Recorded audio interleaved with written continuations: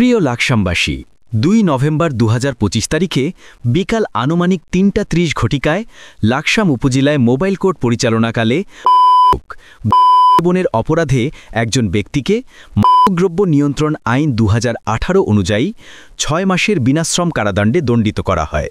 এই অভিযানে সার্বিক সহযোগিতা প্রদান করার জন্য আন্তরিক ধন্যবাদ ও কৃতজ্ঞতা জানাই বাংলাদেশ সেনাবাহিনী এবং লাকসাম থানা পুলিশের প্রতি। তাদের সম্মিলিত প্রচেষ্টায় লাকসামকে মাদকমুক্ত করার এই অভিযান আরও শক্তিশালী হবে ইনশাল্লাহ।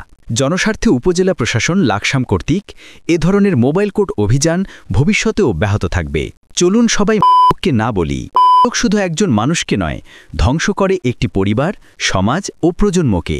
একজন নেশাগ্রস্ত যুবক আমাদের ভবিষ্যৎকে অন্ধকারে ঠেলে দেয়। তাই আসুন, মুক্ত হোক মন, নির্মল হোক সমাজ। এই শপথে আমরা একসাথে বলি, মাদকমুক্ত লাকসাম গড়ার অঙ্গীকার আজই হোক সবার।